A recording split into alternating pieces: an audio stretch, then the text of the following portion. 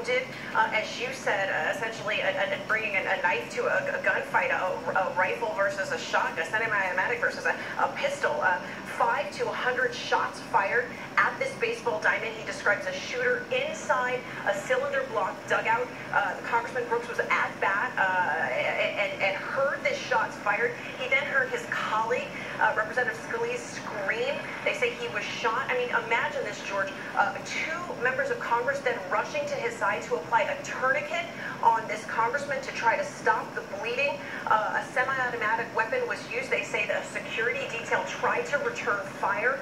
And as we know from Alexandria police, from a tweet that they put out earlier this morning, that suspect is to be believed to be in custody. No official word on that suspect's condition yet. And again, George, just to caution, no official word from police on the condition of any of the victims or confirmation on whether, in fact, any of those victims are members of Congress. But this, of course, is coming from one member of Congress himself, Representative Mo Brooks, who says at least 5 people wounded out there this morning, 50 to 100 shots fired. And thank you, Cecilia. Jen Ashton is here as well. Dr. Jen Ashton. Mo Brooks said that one of those members of Congress was actually a physician who did seem that they were doing all they could in the moment. Yeah, and when you look at this tape, George, the thing that really jumps out to me from a medical standpoint is the fact that we're seeing footage of a medevac helicopter landing on that field. That gives you clues to one of two things going on. Either the severity of the injuries is such that they don't have time to go by road, by ambulance, or the location of that park is such that, again, they don't have time to put that patient in a helicopter, in an ambulance, and go by road. So, you know, that is significant because, as we know, you don't just mobilize a medevac helicopter for any, you know, run-of-the-mill injury, including a gunshot wound. The other thing that I want to take you to is possible scenes going on in these local hospitals. If there are multiple victims, I can tell you this is the time of day where routine scheduled surgeries are going on. I can guarantee you that has been put on hold. These hospitals go on disaster mode. Trauma teams are being called in. They have to have the capacity to run several trauma ORs at the same time.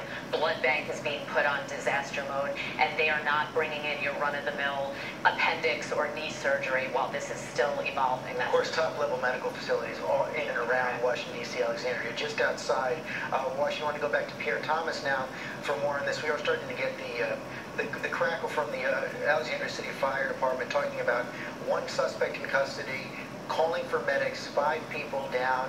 Any more details coming in? Again, we are now getting some additional guidance, again, that the suspect is in custody. At least 2 members of the security detail perhaps injured along with the congressman. Clearly other people have been shot as well.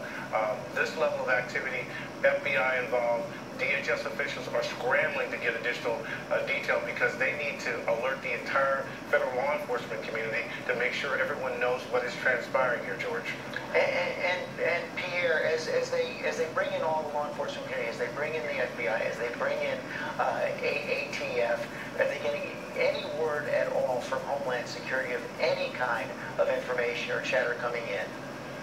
Not so far, and clearly this caught everyone off guard. And there will be questions about the level of security needed when you have members of Congress congregating outside of the walls of Capitol Hill, George. That will be an issue that will be followed up on, to be sure. And Mary Bruce, do we know, usually this is a bipartisan baseball game, do we know if this was simply the Republicans practicing, or if this was a mixed group of Republican and Democratic members? We're still waiting to learn the exact makeup of this team, but again, these are games that happen, you know, regularly this time of year, and these practices are known. Members of Congress gather to usually practice once a week, building up to a big game. And in fact, I have to tell you that members of the press, we were at a practice for our own baseball game against some lawmakers next week when news of this broke.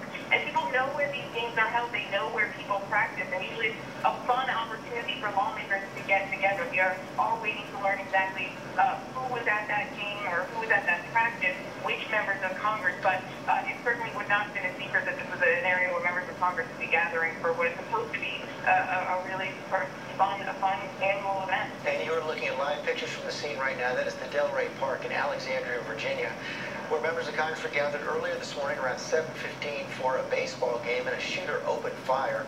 Apparently 5 people are down right now, including a senior member of Congress, Steve Scalise. There he is right there, the majority whip in the Congress, the number 3 ranking Republican in the House of Representatives, has been medevaced from the scene.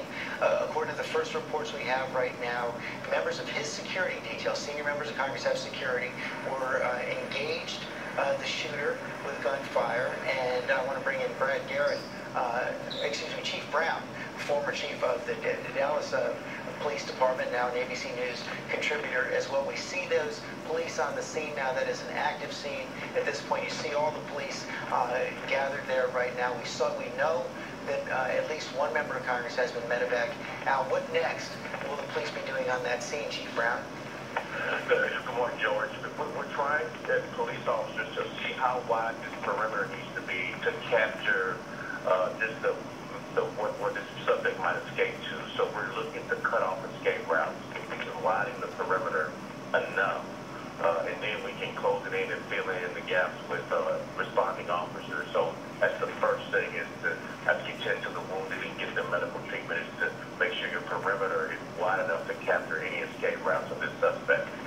And this was a different situation for most of these shootings in that you did have security detail on the scene at that point. The medevac was able to get there quite quickly as well. Cecilia Vega, are we getting anything more from the White House?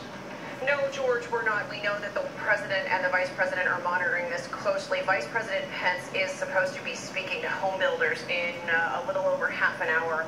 He will be leaving the grounds of the White House to do that. The president himself also is leaving the grounds of the White House today to head over to the Department of Labor. That is not until later in the afternoon. We've checked with Secret Service to inquire about additional security or whether any extra precautions are being taken in the wake of what's happened out there at that baseball park. No word back from Secret Service, George, but I just want to circle back to something that Congressman Adam Schiff said right as this news was breaking, that this brought back memories of Gabby Giffords being shot back in 2011. Certainly that is on the mind of every member of Congress right now as they watch that scene unfold there and wait for details on their colleagues to come back in, these harrowing details that are coming in from that baseball diamond this morning.